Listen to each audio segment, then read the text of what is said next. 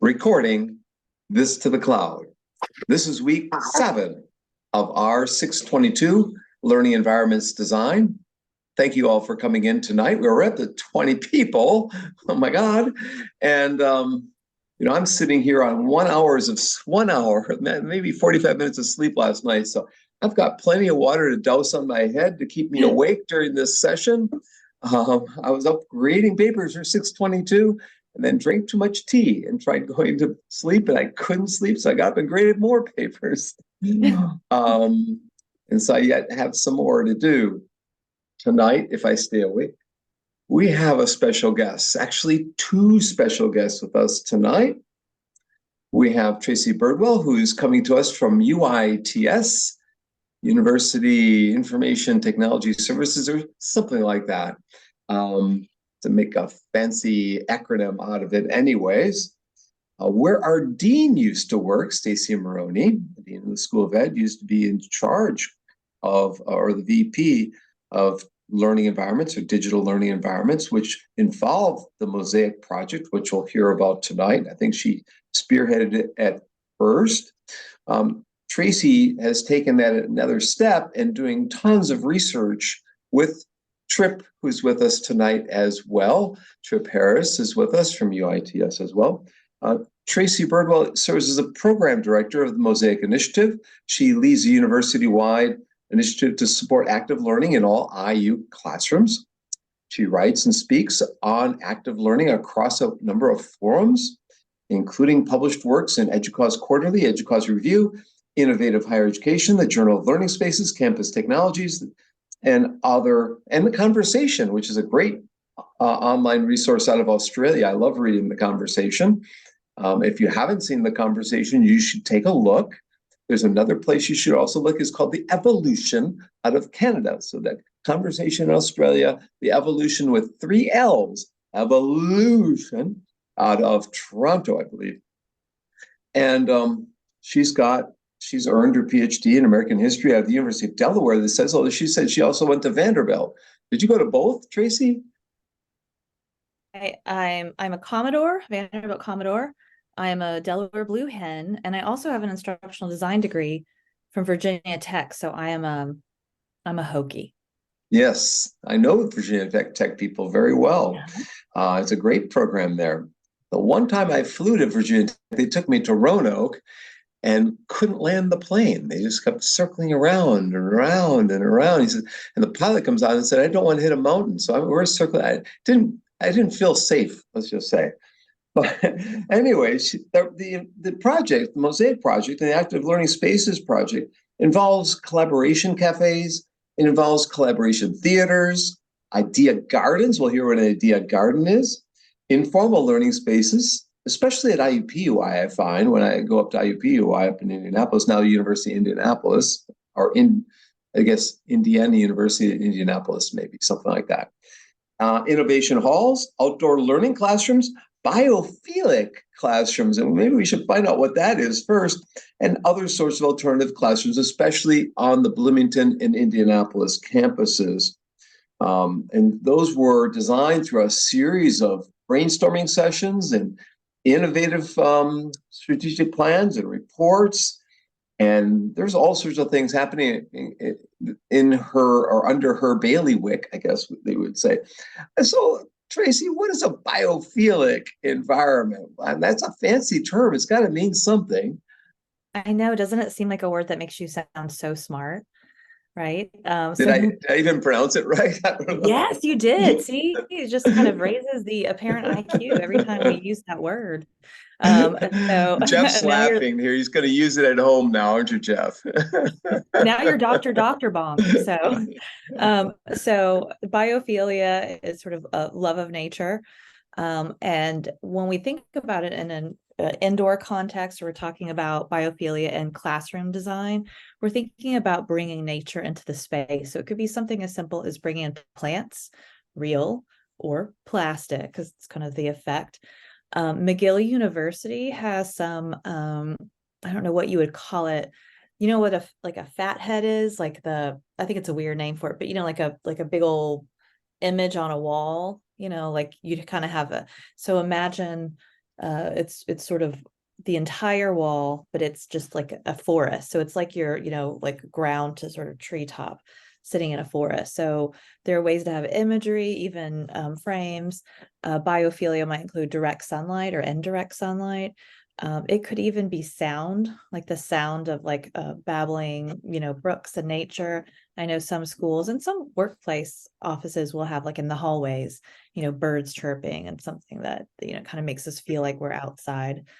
So biophilia, bringing in biophilia into a workspace is bringing nature inside. And we have a lot of, there's a lot of research I don't have like access to. Actually, Trip is a bit more aware of this.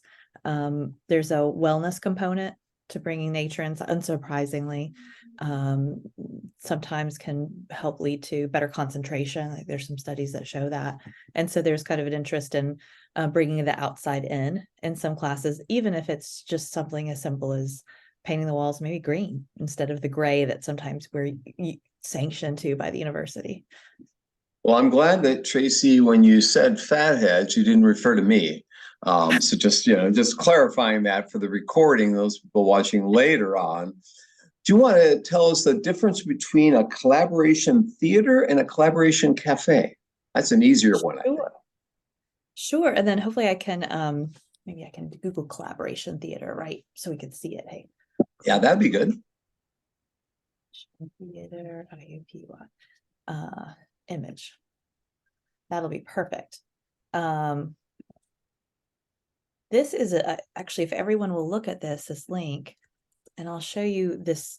You can look on, there's a video to look at later. So reserve this link so you can learn a little bit more about it. So let me start with a collaboration theater. I'm going to start at the ending, and collaboration cafe would be more of the beginning of our story.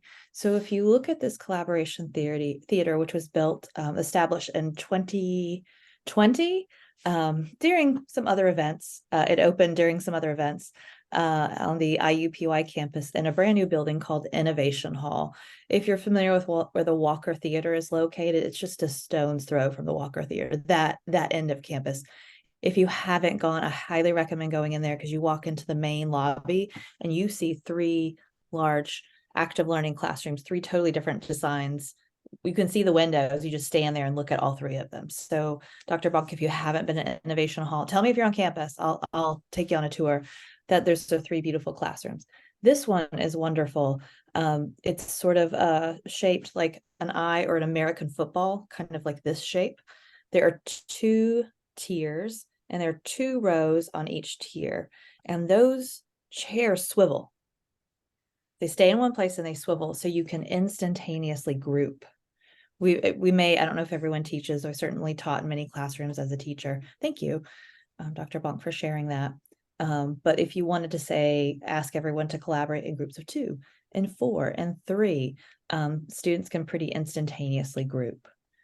So that's really convenient. You can't tell from the image, there's a terrific amount of space in between each chairs. That's one of the biggest things faculty ask for, is space to move around, to be able to get to different students. And so as you can see, the lectern is in the middle of the classroom. Sometimes it's a little controversial. Some faculty are fine with that. Others just need to get used to it. They get a little nervous because students are behind them. But if you imagine someone standing at the lectern, if they're going to stay there, the sight lines for the students on either side, or the screen, the content, and the instructor all at once.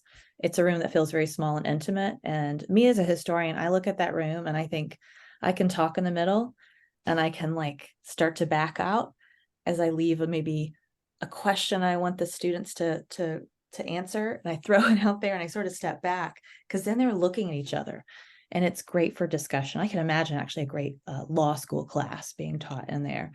And so this is a wonderful collaboration theater. Groups, lecture, you can really engage students, and the students can hear each other from end to end very easily. You don't have to shout.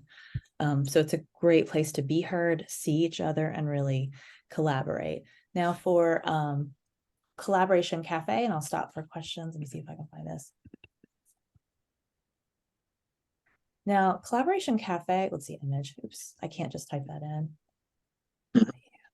That'll give me everything in the world.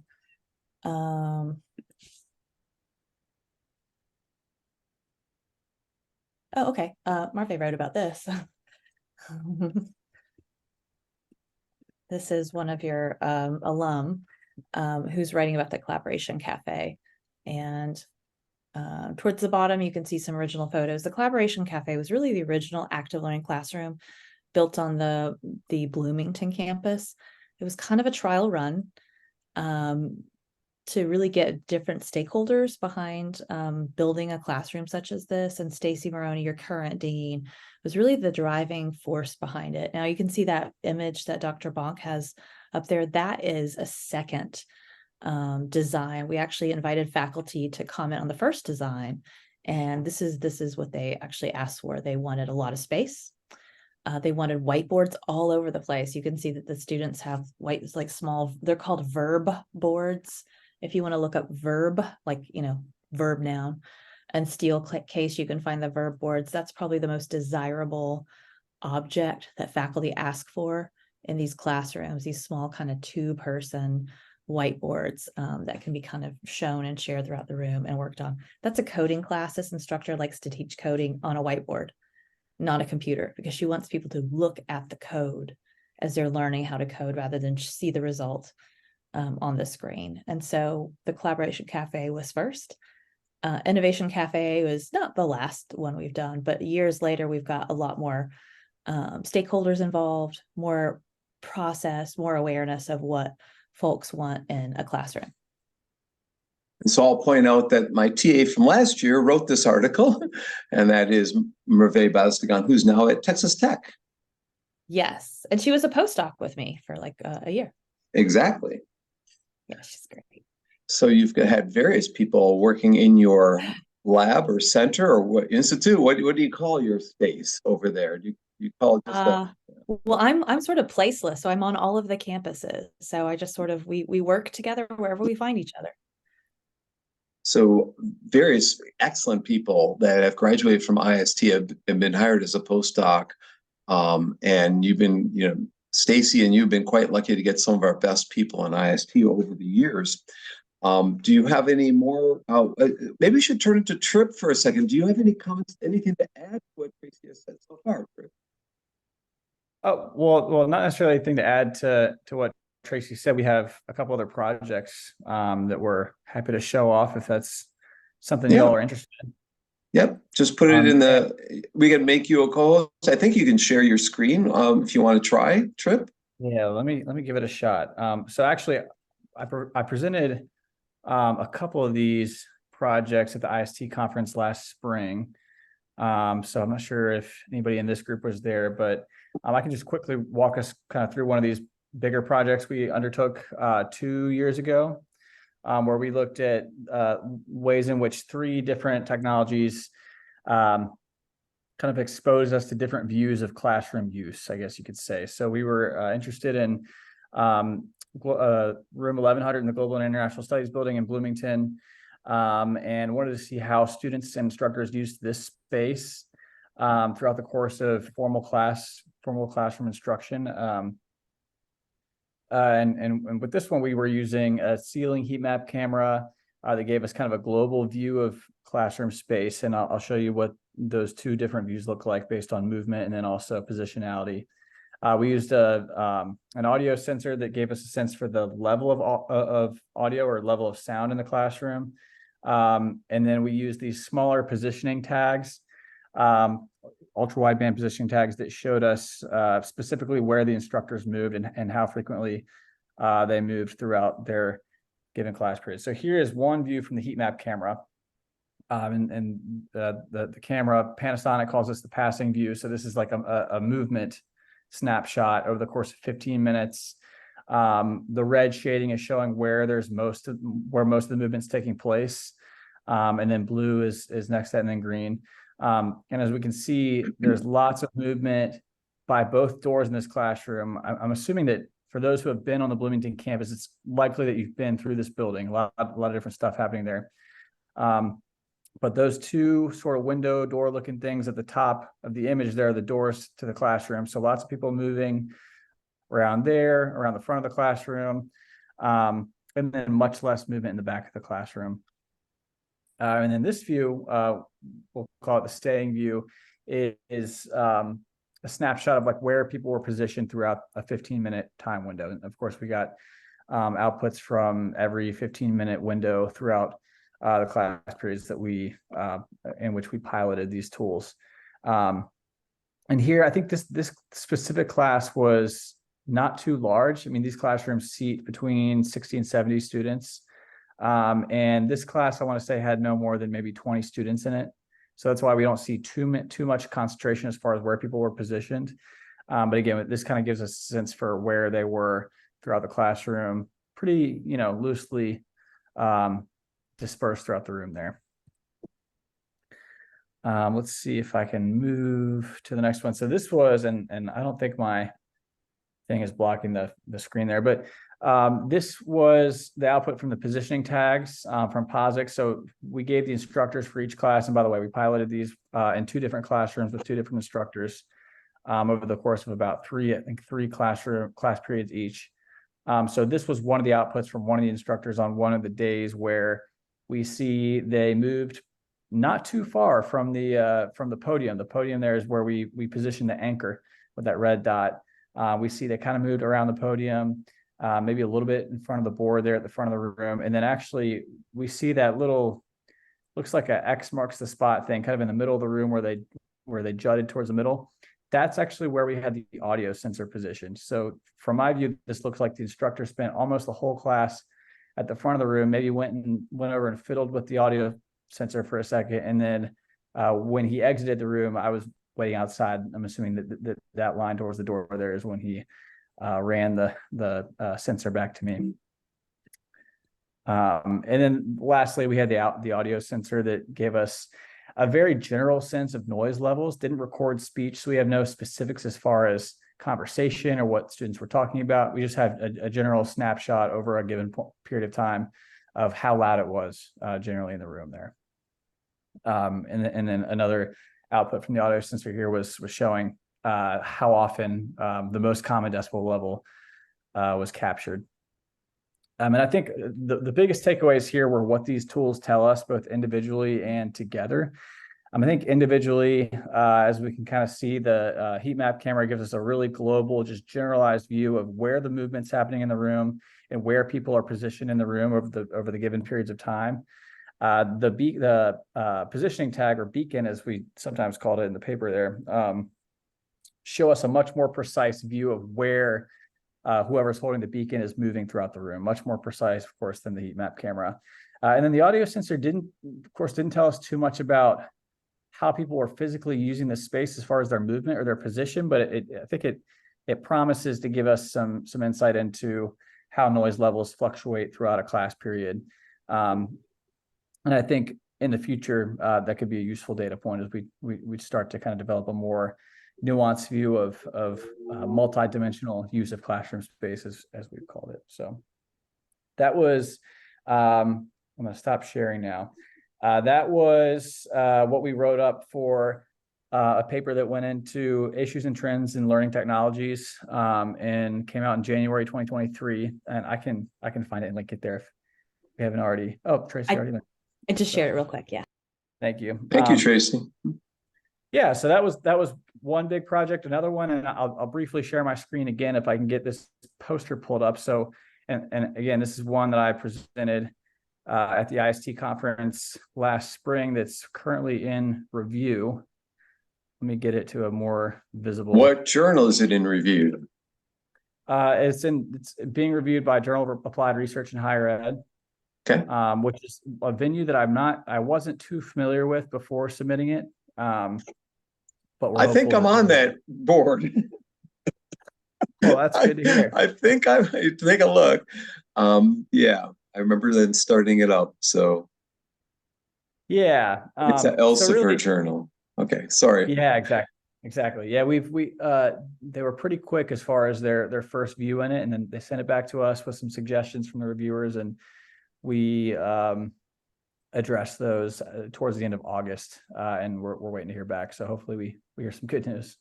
But this was, again, interested in use of space In this space, rather than a formal classroom setting, this was an informal learning space called a Student Technology Center. This is on the IUPUI campus, or formerly IUPUI campus. The room itself is called IT 131. And Marve, Dr. Bostigan, helped us collect and code the data there while she was a postdoc under Dr. Birdwell. And with this one, we were interested in how students use on their own accord specific parts of the room. It has a range of different technologies in the room: seating arrangements, flexible seating arrangements, comfortable arrangements. And we were just really interested to see how this space gets used by students who aren't required to use the space in some way. So they're just using it kind of on their own schedules. And we found that it's kind of an underutilized space. And what's not pictured here is the interviews we did with one of the Student Technology Center managers or supervisors, who is a former recent graduate of IUPUI, who is familiar with this space as both a staff member and as a student. And what he kind of clued us in on was that from what he could see, students were using this space because it offered quick access to power outlets. So we saw a pretty heavy usage. If you look in the right side of the screen where we have the heat map view there, in the bottom of that view, we see kind of small tables with a bench seat on the wall, and then individual seats at those smaller tables. That was probably the most frequently used, or one of the most frequently used features of the room. And the student turned staff member we interviewed suggested that was because they had easy access to electrical outlets to charge their laptops, tablets, phones, and whatnot. So another interesting thing that we learned about this space and its usage was that it's kind of tucked away in the building. It's not along a main corridor that's, sees a lot of foot traffic. It's also not in a building where the majority of students find themselves. It's in a building that houses, I believe, the like informatics or computer science department at IUPUI. It's not in or necessarily close to the library on campus. It's not, of course, it's not in the business school or a highly populated building. So it's really, we found that it was kind of a niche group of students who are using the space. And I think our takeaway here is that a space like this has a lot to offer, but where it's positioned on campus has pretty serious implications for how it's going to get used and how often it gets used. So that's kind of where we left things with that one, and hopefully we hear back from the journal soon. Yeah, let me jump in just to point out, in your syllabus for R622, page 16 and 17 has a list of articles for week 7. There are 11 articles plus the Silver Lining for Learning podcast show, which Tracey and Stacy were on a few months back, or maybe more than a few, maybe last fall, a year ago, actually. And so if you read those articles, you'll see other names. There were 5 people who were postdocs working with Stacy and Tracey and others there. So let me just go through, because I don't want to just mention Merve if they listen to this recording, they'll be disappointed I didn't mention them. So Sadara Bachi, who's now in Edinburgh, University of Edinburgh. We had Tiffany Roman, who's now at Kennesaw State as an associate professor with tenure, got an early career award recently. Dabe Lee, who's got many awards, also at Kennesaw State, with her husband, Yul Ha, who is my advisee. Then we have Mena Ju, who is my advisee, who's at Wayne State, and she's going for tenure right now early, and is getting an early career award at the 2-3 weeks at the Online Learning Consortium in Washington, D.C. And she got one a few months ago as well. And then Merve Bastigan at Texas Tech. So we've 5 people, 5 PhD students who worked on various projects, and you'll read and you'll see their names here. So our department's been very active in active learning spaces, thanks to Tracey and Stacy and other people who've hired them. So thank you, Tracey, for working with them. And thank you, Tripp, for explaining all that. I do have one more question before I open up to all the students and participants who are here. I wonder if you can tell us or show us what an idea garden is. If I'm not mistaken, that's an immersive environment. And Jill the heat map and the other recordings. I'm sure Jill wanted to find out more about. She's also studying immersive worlds and things for her dissertation project in Taiwan. Do you have a link you could give us for the idea garden, and then we can pop that up and show what that is?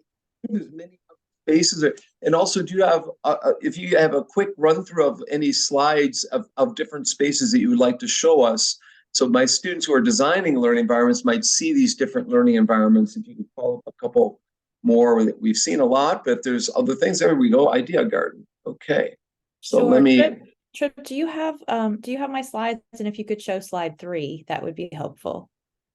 Yes, let me see if I Okay. can pull it up. So I've got the idea garden here, as you can see. Yeah. And there we go.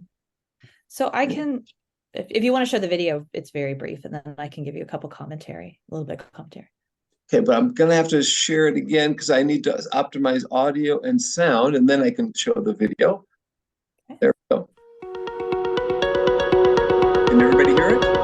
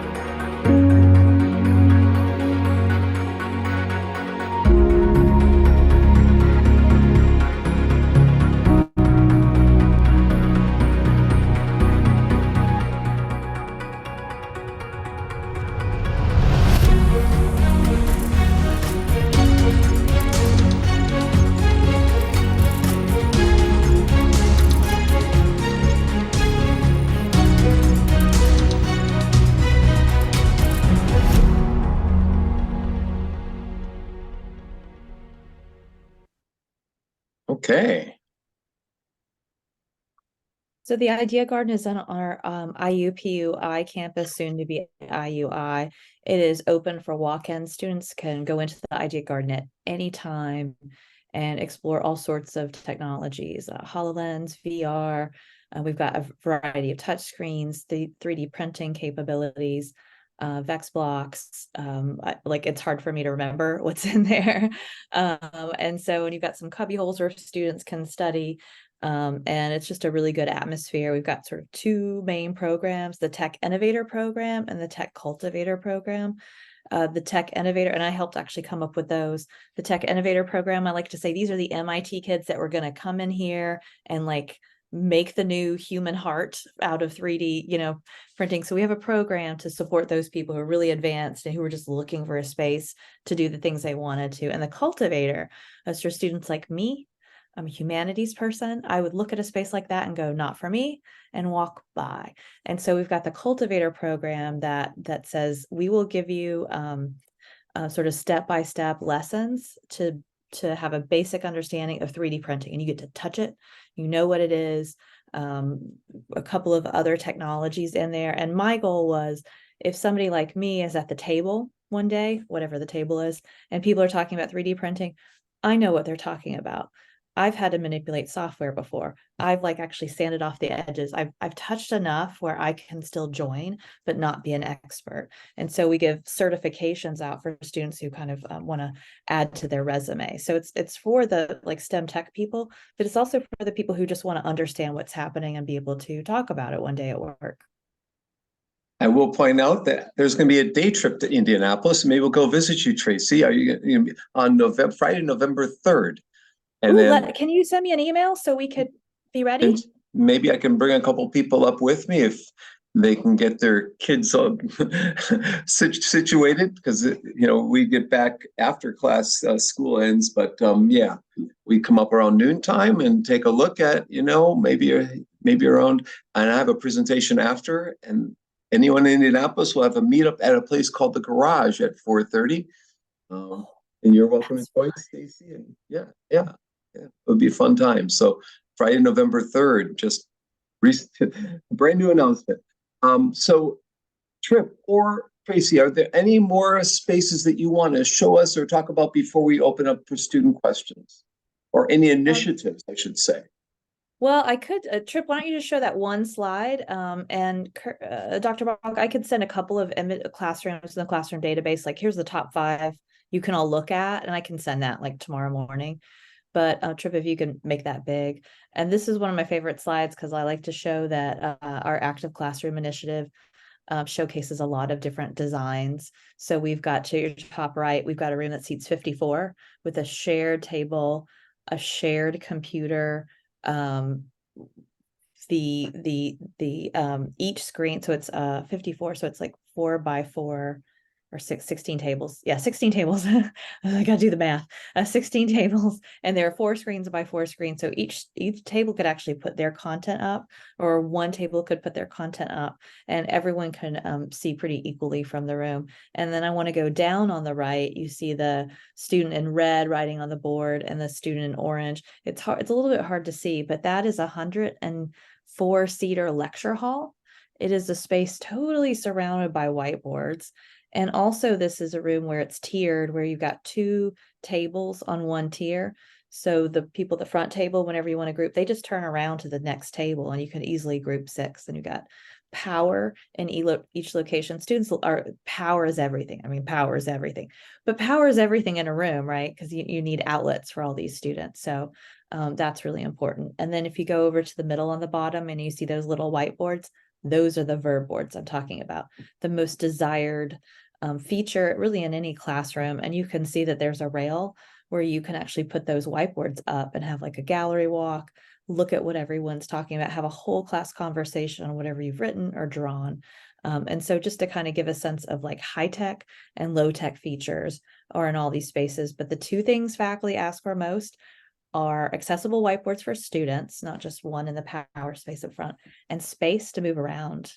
And also like tables and chairs that are flexible and movable. So this is what people who teach in these spaces seem to really want. In terms of new initiatives, Trip, you can take that away. I just sent you the pilot that we did, the report. No one's seen it yet, so don't give it to my boss ahead of me. I've got to give it to him tomorrow. But you can. Who's your boss? Who's your boss? Don't put it on Reddit, okay? So this is a pilot where we actually got the registrar on board. We'd been having conversations with the registrar and the faculty. I'd like to bring a lot of stakeholders on board to talk to faculty, so like staff and faculty understand all these processes. We can't really like resolve anything if we don't understand like how hard our kind of situations are or jobs are. So various conversations with the registrar to just like have the faculty understand how they schedule rooms. And we kind of had this sort of blockade or blockage kind of fall apart when the registrar was saying, this is what you need to get a specialty classroom. And the faculty sort of were able to really get through and say that's impossible and that doesn't work. And so the registrar wanted to come up with a new approach. So we scheduled, we got about half the faculty we asked to participate. And this was in the summer. So a lot of the emails came back and said, I'm not checking email until, whenever. And we tried to schedule classroom based on teaching approach rather than proximity or precedence. So we got the registrar to agree to that. I asked the registrar, and it's quoted in there, like, how did this fit in with your work process? She said it actually made it easier. And so we're going to do the pilot for summer and fall classes too, at which time, now don't tell the registrar this, we'll probably try to pass over the process and show them how we do this. I'm telling you all the secrets, right? But this is to me, this is my white whale, is we make these active learning classrooms, but how do people get in them? And one of the only things we could really do is rethink our processes for scheduling classrooms. And this is kind of like a first step to prove it's possible. And then one other thing I want to show you that I did, and make sure you look at the link on this, but let's see. Actually, Trip, can you do me a favor? Can you go to the Mosaic website and put the latest blog up? It'll be Indigenous Spaces. We have a faculty member at IUPUI who wanted to do an Indigenous space on campus, and I won't go into the detail of some blockages she encountered. And so to help her, and often I find this to be very helpful, is I like to show people what's happening at other universities, because sometimes administrators don't want to be the last ones to the table, right? So if everybody else is doing it, then why aren't we? And so to that end, we put together a list, and the list is in that link, a list of indigenous spaces that have been built on college campuses in the last couple of years. And what's significant, a lot of these spaces is they were co-created, which is to say Native groups were very much involved in the process and the purpose. So I think we've got about 30. So if you're interested, a lot of these are outdoor spaces. If you're interested in learning a bit more about this, and then we kind of brought it back to the professor on IUPUI and maybe try to think about next steps. And Lydia, my research assistant, kind of did an analysis of what the trends are and how this fits in the context of land acknowledgements and other past historical issues. So just, kind of something to consider and look at in terms of who is represented in spaces and inclusiveness on a college campus. Did you find that people in Canada may have designed spaces for First Nation people or Indigenous people that you used as a benchmark? Because my understanding is, in talking to many folks up there, they seem to be a little more ahead of the U.S. in some ways. Correct, they are. And we do mention some federal level work in that area, both in Canada and the US. And we do point out that Canada is ahead, I think in the first or second paragraph. But so I just recommend looking at that. And I think Trip, is that the actual blog, or is that just the website? Oh, that was the website. Let me get to the blog. Yeah, if you go to the bottom of the first page, you can get straight to blog. So make sure it's the first blog. Lydia wrote that. And then the one thing, Dr. Bach, I want to tell you about is I'm just about to put the next round of fellows. And instead of just doing physical learning spaces, as we're talking about today, we're going to have 3 groups. One, I'm going to lead, and we're going to look at hybrid spaces all over IU. And I'm going to be teaching from all of them. And then the faculty are going to be wherever the heck they want to be, because that's a hybrid, and I won't know until, and so we're going to be exploring that and talking about what's going on all over higher ed. And that another group will be led by some folks from our online learning team, because I'm trying to move away from a conversation about learning spaces to learning environments. So we're all exploring learning environments. And the next group is the title of this class. Yes, it is inclusive and accessible learning environments, and a person who's in charge of our accessibility group is that. So all kind of under a broadened Mosaic umbrella. So I highly, that will be out. I'm sure there'll be some advertisements. It's for faculty to participate in. You can come play with this, Dr. Bonk, if you have time. But it's just to show you kind of the evolution of really thinking from physical space to really thinking about all the learning environments and sort of like what campus has to offer, whether it's an outdoor space or digital environments, or when the physical and the online, interweave. So it's all about learning environments, because the learning environment matters. So Tracey mentioned fellows, but she forgot to mention Mosaic fellows. These are instructors who become a fellow within the initiative. And there are now going to be 3 tiers or 3 types of fellows.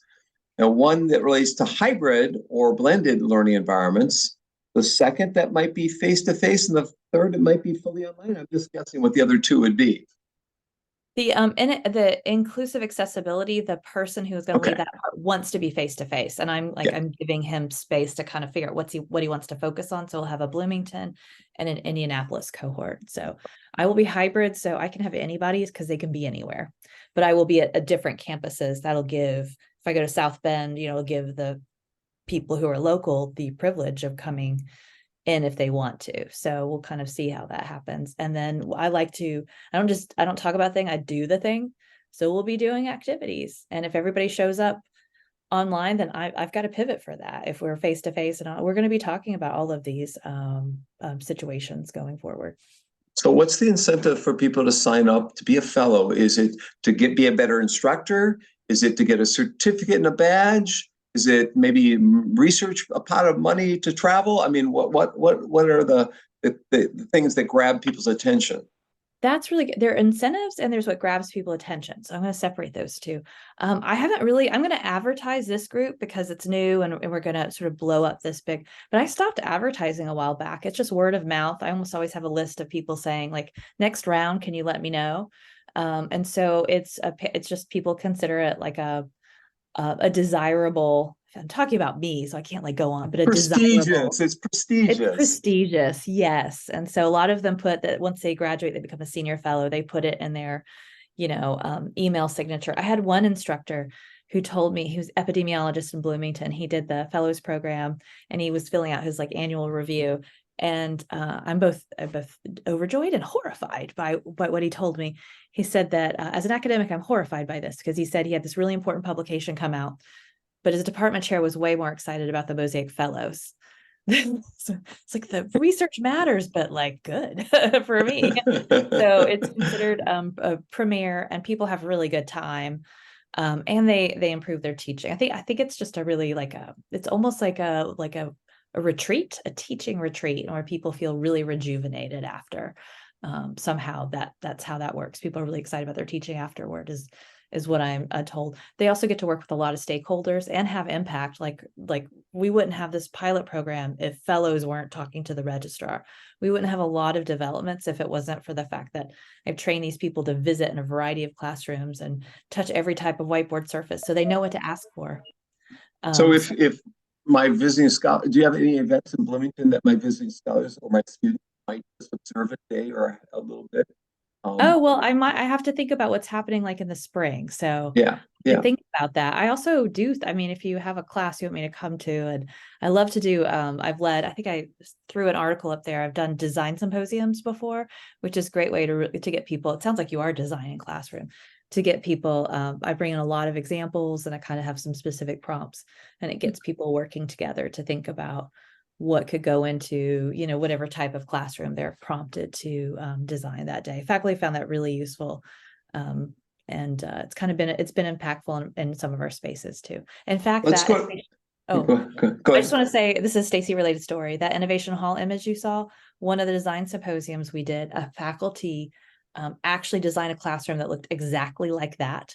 Now, that design was already kind of being talked about on the board, but Stacy saw that and she took that image and ran to the people talking about and said, faculty do in fact want this.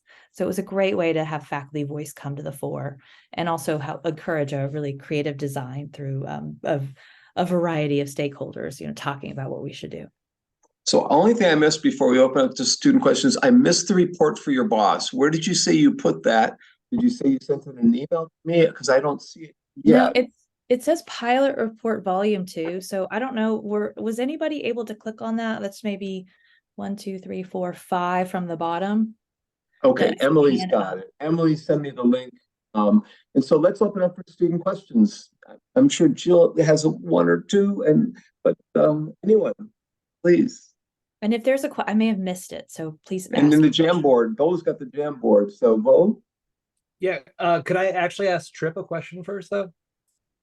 Sure. Yeah. Trip, I was just wondering, as you were showing the data that you guys grabbed with the heat imagery, was that data collected with did you actually carry out like a formalized study with that, where you had to get consent for all of the students that were actually involved in the learning that was taking place in those courses?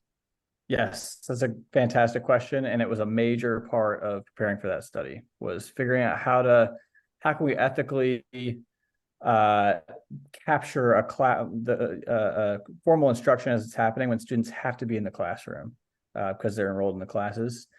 And we were able to do it. Ultimately, we had to get consent signatures, and we had to have a plan for students who didn't want to participate. But part of what kind of helped us do that was that the heat map generates a blurred image. The images, you can see kind of evidence of people there beyond just the colorful heat map indicators, but they're blurred, so they're not identifiable. But the IRB still had us collect consent signatures, and fortunately everybody was up to participate. If students didn't want to participate, we were gonna have them be in like a corner of the classroom that was going to be out of the view of the camera, which was going to require some more rigging of the heat map camera, and probably would have affected instruction. So that's something that we're still kind of smoothing out. That was certainly a factor. That was kind of what I was wondering, is what were the implications of I guess setting up a study like that on the teaching and learning process and stuff. But that's perfect answer. I appreciate that. Yeah, and I'll add, fortunately, we had two instructors who were really willing to work with us. And they understood the IRB concerns and the having to have an alternative plan if students didn't want to be captured in the heat map output. So we were lucky in that regard. Gotcha. No, that's cool. I've got a couple of 2 or 3 questions here in the Jamboard for you. If you don't mind me posing those to you and Tracey or Dr. Birdwell right now. Hang on, Bo. Hang on, sorry. Bo, because let's let Jill jump in and then we'll go back to the board. Jill. Hi. Hello. Hi. The 3 questions on the Jamboard is my questions. That's All my questions. Get it, Jill. Because I'm so happy. Yeah, I'm so happy to see there are people in this world doing similar research, just like my research, because I'm doing the co-creation research. I use a lot of individual physiological responses and evidence-based data, such as the computer-based logs and their interaction recording. So I have 3 questions for you. The first one is like, I love the idea of collaborative cafe and theater. And do you think if there any difference would exist between collaborative classrooms, such as your collaborative cafe or theaters with big screens or whiteboards around the participants, and the regular classroom with interactive digital devices? I think, the difference is always in what you're asking the participants to do or the students to do, Yeah. right? And so one of the things that in the pilot, one of the things for the registrar, and we ask what features of room faculty want. And one of the things that they want is a surface for the students to work, which could be a screen, a digital environment, like everybody's on a Google Doc or something, or a whiteboard, or both. And so faculty really love to have options to go amongst them all. Everything. Yeah. Yes, and they love combination of everything. Yeah. Okay. The highly interactive. Yeah, environment. well, I know for me, when I teach, when I'm a history teacher, I want to have one day where I've got like the British colony versus the British colonists, and I want everybody facing each other because this is a versus day, right?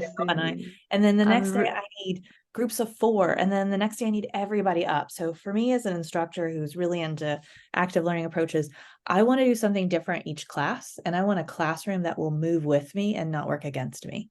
And so I think that's something to think about, is that whatever you put in a space, it shouldn't be, people should be able to do something different with their students, have some different options rather than groups of 4 every time. Okay, so my first question just show how I am so envious of this kind of classroom. Yeah. Okay. And the second question is, do you think collaborative learner space, and let's say it's probably the question for Treep. Yeah. Because I admire your research about the learner's physiological responses so much, because I know how difficult it is to conduct this kind of research, because my research combine the the brainwave into the prediction, the learning outcome prediction, and this kind of physiological responses should be highly associated with the motive of the researcher, why you have to conduct this kind of space using study in such a collaborative environment. Jill, I'm looking at the Jamboard trying to decipher which one's yours, and I'm not super used to that platform. Do you mind pointing me to your question or this asking? one? Yeah, do you think collaborative learner space use is associated with their turn-taking strategies? I'm really wondering, curious about your motive of doing this kind of space using studies. Do you have any hypothesis? about the collaborative learning? I'd be interested to hear what Tracey has to say, since she is more immersed in this space than I am right now. Sure. I just did a book recommendation for everybody. I'm sure I did the wrong spelling on that person's last name, by the way, but like Minding Body, Susan Hrock or something like that. So everybody read that. Jill, you got to read that. You're going to want to read it. So in terms Okay. of collaboration, I'm thinking of different stakeholders because right now my job is housed in learning spaces team. So like a lot of my immediate colleagues are Okay, like the space. AV guys. And so one of the things that's really important is for people who build and design the rooms to see how people are moving around the rooms. Okay. That's I actually a gotcha. really key audience, is to say, not only here's what's happening, but guess what? These are people who don't necessarily do research, and we don't have to do IRB research, but let me show you, Yeah. dear colleagues, that we can actually find out how these rooms are being used. And if we really want to do this, we could scale it. So that was kind of my original audience, was my immediate colleagues. I think in terms of collaboration, so much has to do with how the instructor frames and uses the room, because you could collaborate every day, but keep people at the Yeah. same seats and the same tables. You won't Yes. get movement. I mean, you just won't get Yeah, movement. I got you. Yeah, Yeah. so it approach is everything. Context is everything. Thank you, Bo. That's exactly the right. I will Yeah. read through all your research of this Mosaic Center or Mosaic classrooms. Yeah. Okay, my Yeah, last question so- is, yeah, Oh, and you could look at my name on LinkedIn, and I've got like all my recent publications there, and I have links. it's So you so can, if fantastic. the author's links, so if you can't, like, you don't have to pay for it, or you can just get to it. Remember, week 7, Jill, just go to the syllabus. It's got all the 12 different articles from this Yeah. from their initiative. Yeah. Yeah. So your Do I last still have question. time? No, but you can ask it real quickly.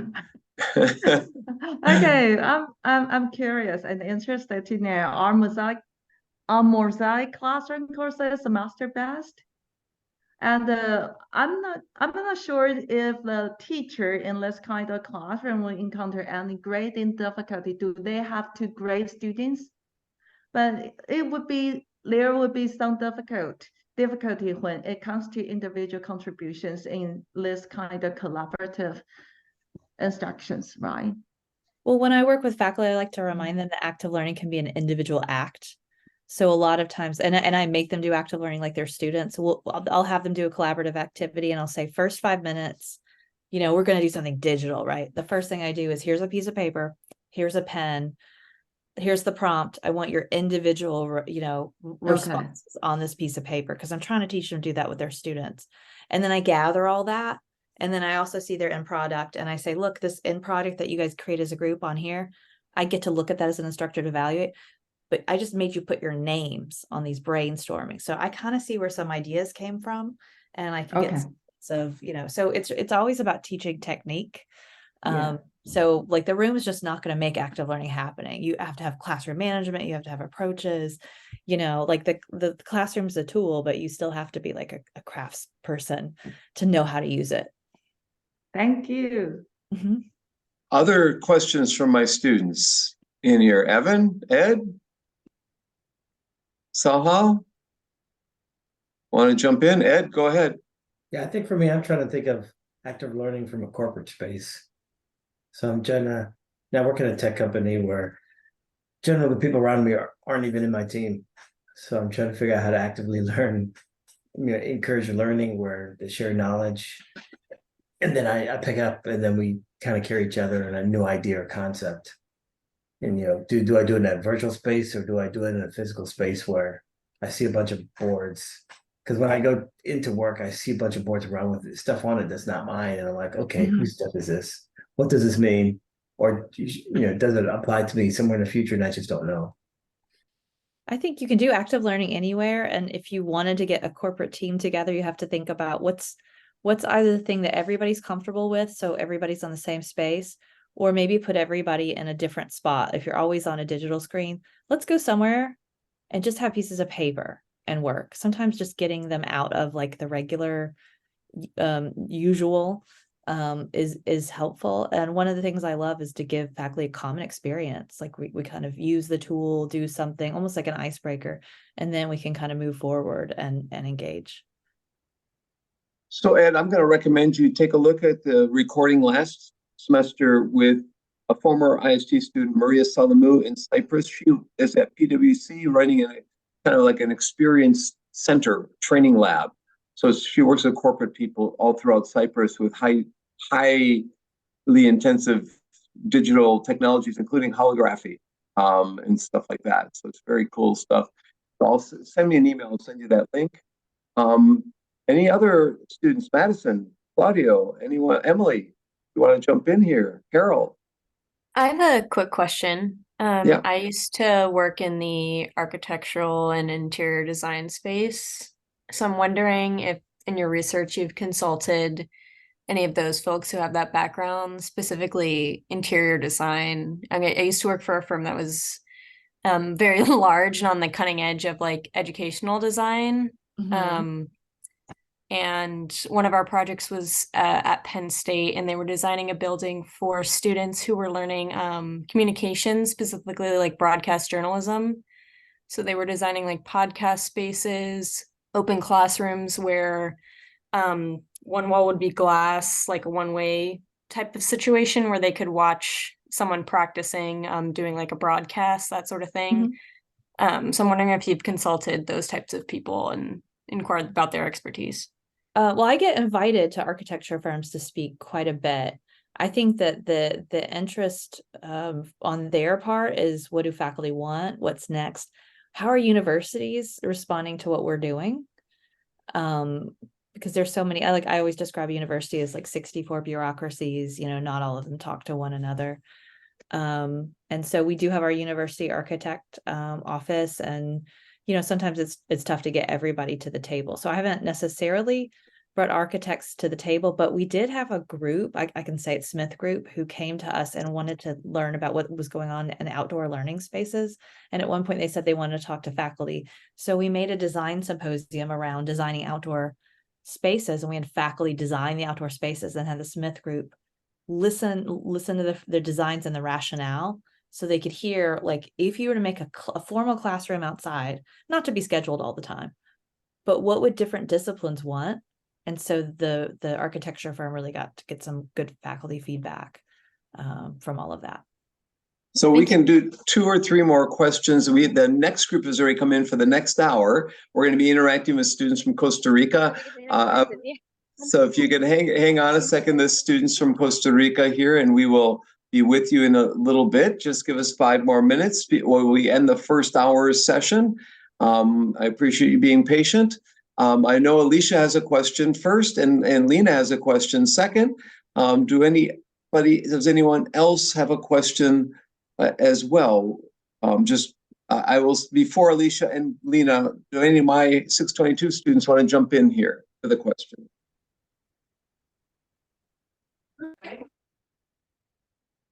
Go ahead.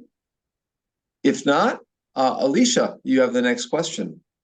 Okay, thank you for the fantastic lecture. My question is, how does the Mosaic initiative ensure the continuous improvements in active and collaborative learning practices within their classroom? Actually, I have several questions. This is one of them. Okay, thank you. Well, there's a couple of sort of paths there. We have a community that continues. The faculty, you know, all of the fellows start to talk amongst each other, become friends. They engage each other. It kind of becomes a community of practice. We have fellows go to different campuses and share what they're doing amongst each other, like give presentations at teaching centers and such. So there is a community that helps to sort of, the engine keeps going. And then again, I work with the learning spaces team. And you have all these faculty who are really interested in sharing their expertise. So that means we have this sort of army of people who teach in spaces who are very invested and in getting better spaces. And they're very aware of what's at other universities because I tell them. And so they're asking, they're in communication, they're talking to the people who help build the spaces.